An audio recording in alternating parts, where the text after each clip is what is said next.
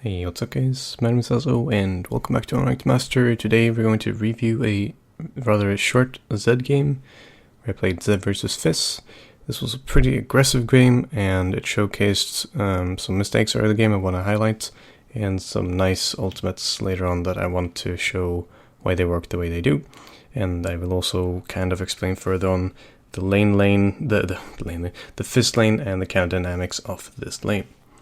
So here, as you can see, I am playing aggressively, and it is a fairly standard way to play a melee matchup as ZED. Specifically Fizz, and this is because he is not using Corrupting Flash. He's using the Dorans, which means his sustain is not as good, so he has to pick his battles much better, because he's more focused on duels than extended trains rather than several trades where he can sustain up. So his sustained prolonged fighting is much worse, but his duels are better. So I missed some CS here. I missed one CS here is pretty bad. This positioning is okay. Moving like this I did here is fine for... And this is one of the reasons why I love E, because this movement you can do is you can just kind of casually walk next to them, because I see the minion's about to die, so I casually walk next to him and pick up the minion. And then queuing through the wave, of course missing a CS, not that good. But queuing through the wave and getting some damage from him is very good, because of course, again, he doesn't have the sustain. Pick up my W, and then we have to take a look at this. They are invading the blue buff right now, so this push is very, very efficient. Getting a push going when they are invading means that I can still follow.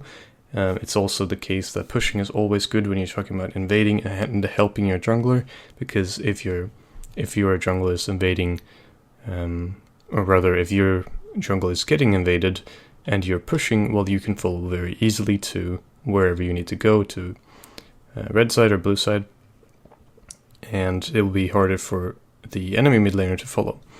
And here's the same situation. If I have this shoved under turret, it's going to be harder for him to follow to these two positions, so keep that in mind.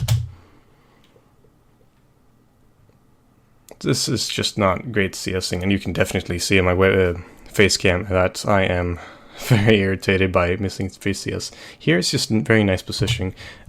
Just position close to the minions. This is something every high elo player does in lane. Position close to the minions so that you always threaten to go in at all situations, because a melee laner, they get screwed up by that. And if you do a Q like I did here, any kind of damage, you need to go outside of turret to reset the turret aggro. And kind of time it. You may want to make sure to time it when it's shooting a minion, because then it won't have time to shoot you while you go out of turret range. So he tries to go for minions. I kind of give him a couple. I'm still just standing next to him. That's a very good play on his part here. That's how you have to trade as Fizz, and he did it perfectly, and I fell straight into it. So let's take a look at that again. I'm not threatening these properly right now. I could definitely be doing more. The only problem is that I'm waiting the turret. I want the turret again to shoot, so I then can use a QE or just an E next to him and then walk out and reset. But I'm not doing it. I'm going for the mouse hits myself, and then he goes in. While he's going in, now I should be queuing up queuing up my Q, is what I'm trying to say. But instead I wait until he gets to attack once, and then it's perfect for him because he's gotten the Q, which has been amplified by his W, and he's gotten an auto attack amplified by his W, and he can now safely E without losing any value at all. And he also hits the E because I position incorrectly going forward instead of moving backwards, which probably still would have hit me. I start moving backwards a little bit too late, rather. But we're still fine. We're one potion.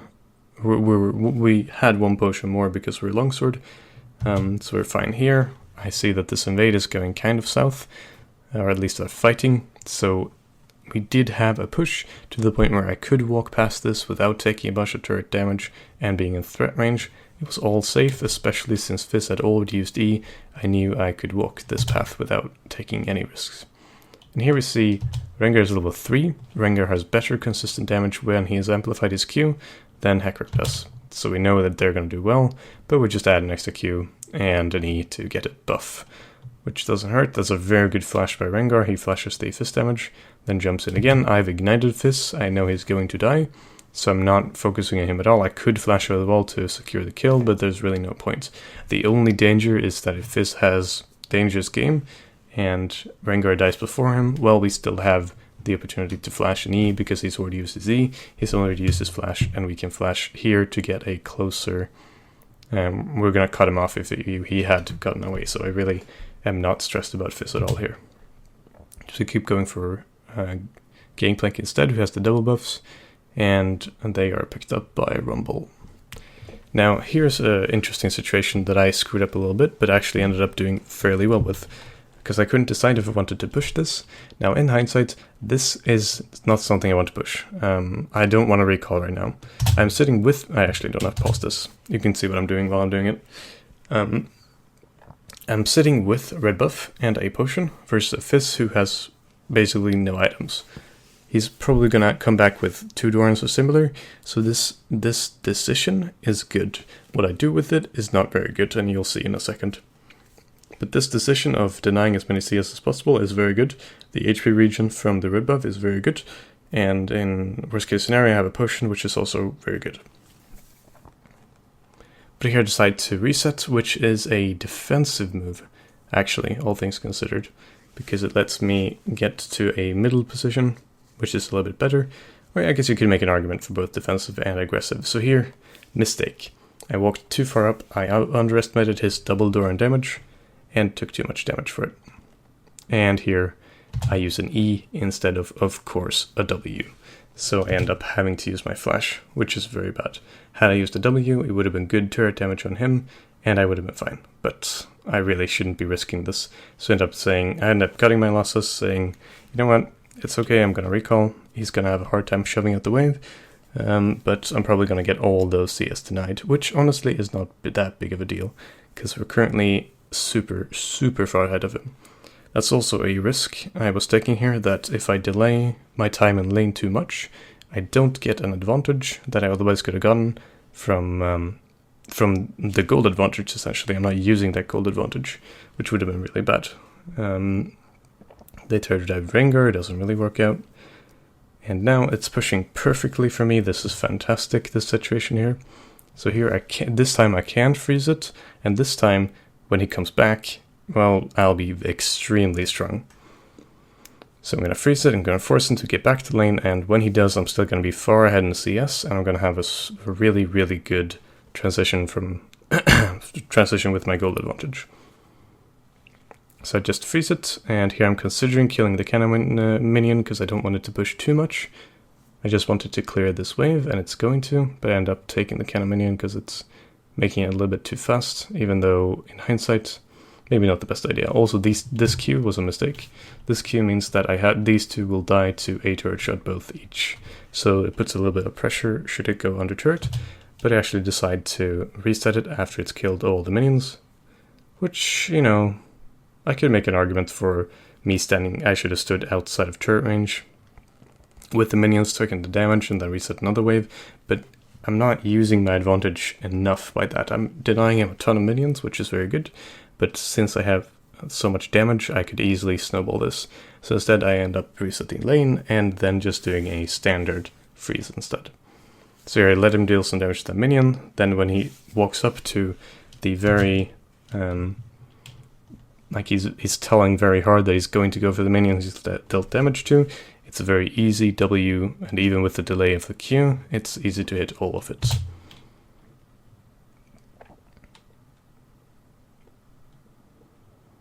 So here I just wait and see how much more I can deny in terms of CS. We're far ahead in CS right now. It's working out pretty well.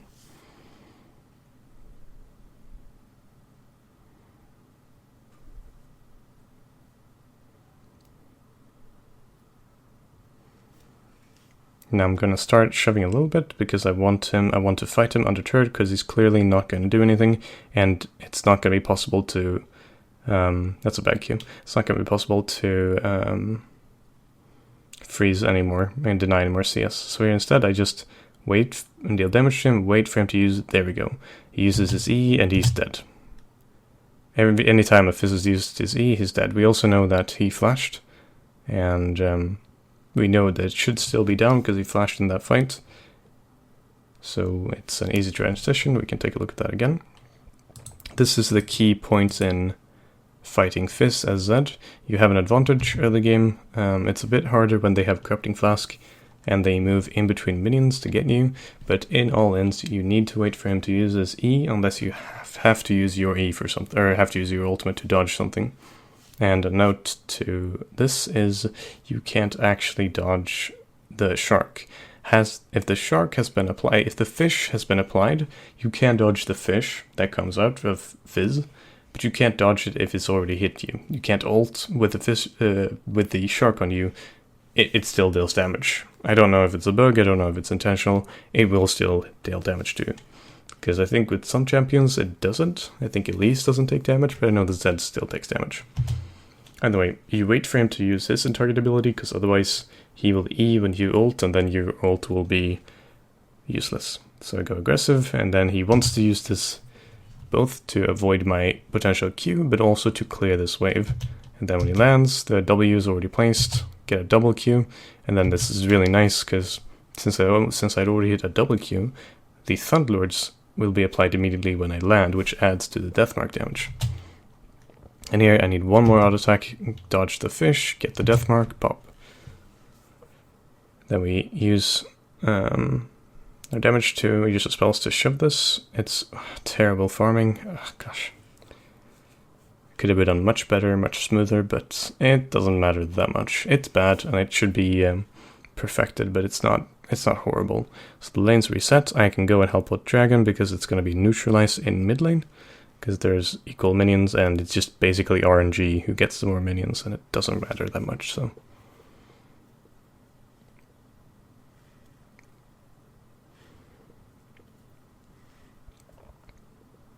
here we kind of say, should we go bot lane? One is in the brush, and they don't really need our help to get this because it's just a fiddlestick, so he's dead anyway. So I wasted some time there. It's not great. Should recall and get back to mid and keep using that pressure. I'm considering here if I want a Maw or not, and I think I end up going with Maw because it's just, you know, I could go for Warhammer because I could give her a Dirk and then into like 2 long swords, but it's not really anything I want to buy with that because it's still an awkward position to end up on. So I end up going with Maw and a pink ward, which is optimal, I think. In hindsight, I wouldn't have done that differently. Because you want to finish a Dirk item here, definitely. Or just a Dirk in general, and if you do, well, it's only room for 2 longswords, so it doesn't really matter. Top lane's going well, mid lane's going well, bot lane is going well. You might be able to deduce how this game is going to go. But I wanted to show some more aggression from Zed. I know you guys wanted to see more aggressive play, and especially those of you who saw the LS coaching. I've been using my Smurf to try to practice more aggressive play. It's very easy to play aggressively versus melee champion. It's very fun to play aggressively versus melee champions. But as you can see, I'm still making mistakes. I'm still practicing. I'm still learning. So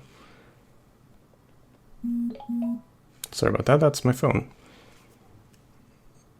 And he goes in. I could have gone in for that, but my flash was on cooldown for 2 seconds, and I didn't have follow-up. So he could have gotten a ton of damage on me, which isn't great. Fizz is moving, and it should be a kill for him. Unless Rengar does the same great flash that I did before. But he still got hit by the shark and the ignite, so he's kind of screwed. That's the second time the Rengar has flashed the Fizz E. That was a wall plant, a face plant. This is not optimal farming either. I think I was checking my phone actually in that situation. You can kind of see me on the face cam. And at this point, Gangplank says open mid, and the game is kind of over. So, hope you guys enjoyed that. This is nothing else is going to happen here. There's only one single thing I want to talk about that's left, and that is here. You want to attack when you're. This is definitely some EU West shit, okay? I'm gonna teach you how to actually open mid, like how to play when they open mid, to end as quickly as possible. If they open mid, you want to do what's called stack on inhibitor, and that means you want to stack minions on the inhibitor. You don't want to kill the inhibitor as quickly as possible, because if you do, you're gonna have not enough minions to get the 2 turrets. So you want to stack, get an extra wave, but here, we kind of wait too long, and they don't really want to stack, and I realized afterwards that, oh yeah, we have Rengar and Ezreal, so it doesn't actually matter. So, no need to stack, but that's how you stack in general. Like, stacking is in general how you take the two turrets. If they either open mid and you just want to end quickly, but here it doesn't matter because Ezreal plus Rengar is too insanely quick with the pushing, so. But that's that. I hope you guys enjoyed the video. I hope it was still somewhat educational, and the aggressive parts, and specifically the Fizz matchup. There are some interesting parts. Wish I could have shown more, but a lot of it is just playing around the Corrupting Flask in the normal matchup, because then Fizz can juke in and out of the minion wave and attack you with Corrupting Flask and engage very hard and use W. And it can be trickier, but I think Fizz is generally a kind of early game. It should be an easy lane for ZED. And yeah, I hope you guys enjoyed. It was nice hosting you all. I'll see you all next time. Thanks for watching. Peace.